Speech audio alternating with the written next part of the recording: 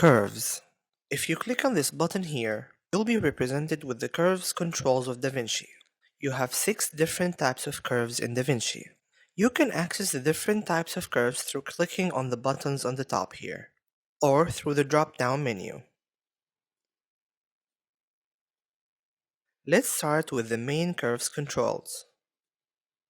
Every curve represents the image from the highlights to the shadows, with the midtone in between. So if I grab the top handle and move it down, you'll notice that I'm affecting the highlights without affecting the shadows. And if I grab the curve from the middle point and move it down or up, I'm affecting the midtones without affecting the shadows or highlights.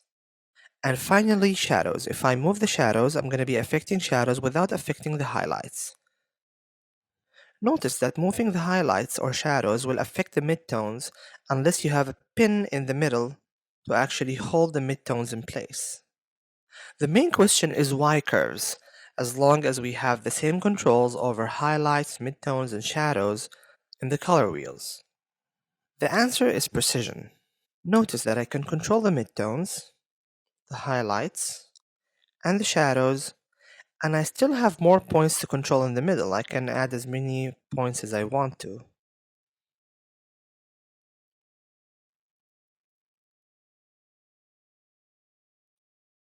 Notice that I have 4 curves here. By default, they're ganged together. So if I move any of the curves, it will affect all the other curves at the same time. But I can change that by coming to the top right and unchecking Gang Custom Curves. Now if I move the red, I'm only affecting the red channel. And if I'm moving the blue, I'm only affecting the blue channel. So if I wanted to change the highlights of the blue channel, I can just come to the blue channel here and drag it down. Soft clip clips the highlights or the shadows from passing certain points.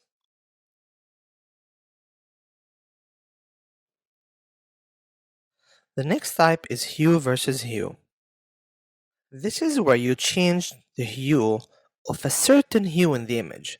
So you can pick the greens and change the hue of the green parts of the image. Let's select red first. I'll click here to select red. Now I have 3 points. This point represents red.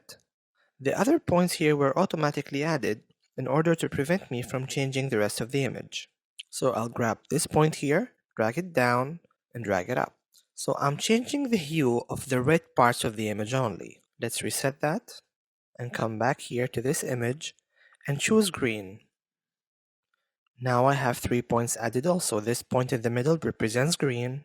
The other 2 points just prevents me from moving anything else other than green. I'm gonna grab the middle point and move it down and up. And you will notice how the hue of the green color is being changed. Okay, let's choose red now. I'm gonna click here to choose red. And I'm gonna move the red handle now.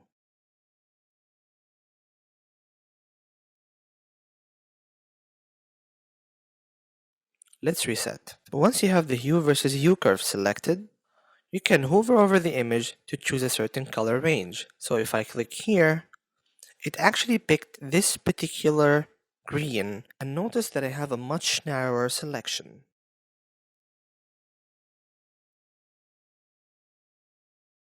And I can go back to selecting this particular green. The next curve is hue versus saturation. It's the same concept where you choose certain hues in the image and apply a certain effect to this hue range. So with hue versus saturation, what I'm doing is I'm selecting a certain hue, green again, but this time this control controls the saturation of the image rather than the hue. So if I move this down or up, you'll notice that I'm changing the saturation of the green parts of the image. Let's choose red and change the saturation of red.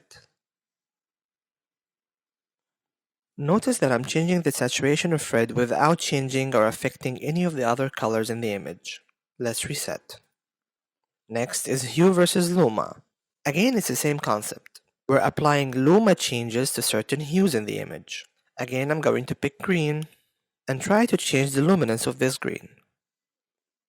Hue versus Luma rarely works. It's one of these curves where you have to be very careful and move it just a little bit because it can break down the image. Notice the effect happening on the image once I push the Luma of the green parts of the image far. And let's reset again. And the last one is one of the most important curves. It's Luma versus saturation.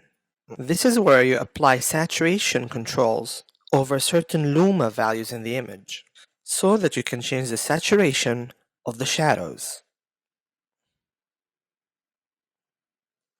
or the highlights, or the midtones. Notice that I have the same controls here to select certain points like shadows or highlights in an image.